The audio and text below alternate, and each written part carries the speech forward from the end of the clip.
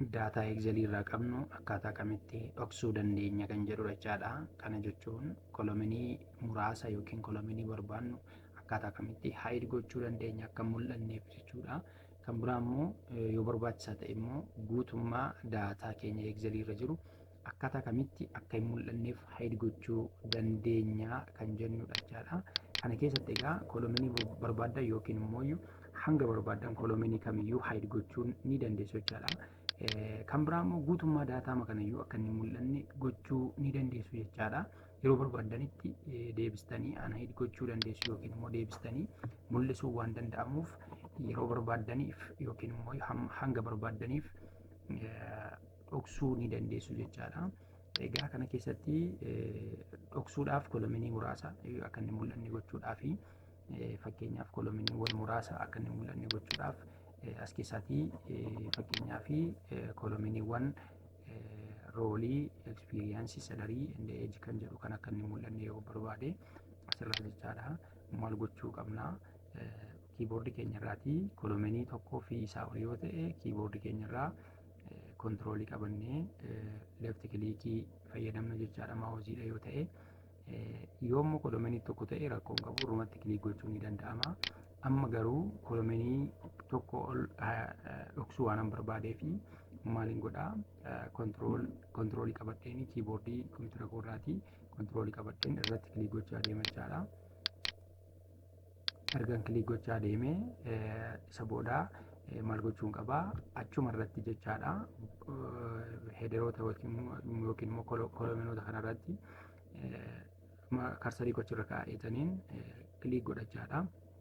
Isa booda kilik gochuuf raayit kilikii fayyadamne jechaadha. Isa booda maal jedhaa hide kan jedhu dhufti ishee kanarratti kilik gochaadha. Isa booda kolominiiwwan muraasni hide ta'aniiru jechaadha. Deebistanii hide gochuu yoo barbaaddanii kiiboordii keessan irraatii control plus A gootanii select gootachaadha. Hunda isaa itti select gootanii booda bakka kanaatii hoomii jala dhuftanii formaat kan jettu jirti. Formaatii kanarratti kilik gootachaadha. Formaatii kanarratti gaafa kilik gootan hide and unhide jetti.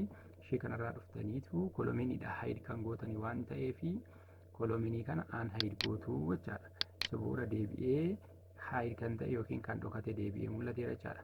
Kan biraa immoo guutummaa daataa kanaa dhoksuu yoo barbaadanii jechaadha kan hin mul'anne namatti akka hin mul'anne yookiin namni kamiyyuu yoo dhufee bane yookiin carraa argachuu qabaatee yoo bane akka hin mul'anne gochuu barbaadanii guutummaa daataa sana maal gochuu qabdu asitti shiitii haaraa uumtu jechaadha. Yookiin immoo Excelii shiitii haaraa uumtu jechaadha. Kanaafi new shiitii kan jedhu kanarratti kilik gootanii maal gootuu asitti ishee kanarratti iddoo kana uumtanii booda daataa isa hide gochuu barbaadan sanarratti kilik gootachaadha. Kilik gochuudhaafi bifa kanaan fayyadamtu jechaadha.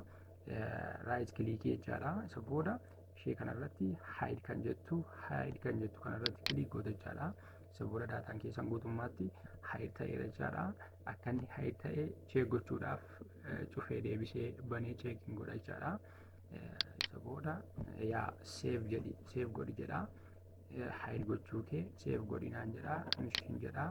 Isa booda daataan sun kana keessa jira. Isa booda kilik yoon godhe hide ta'ee jira jechaadha.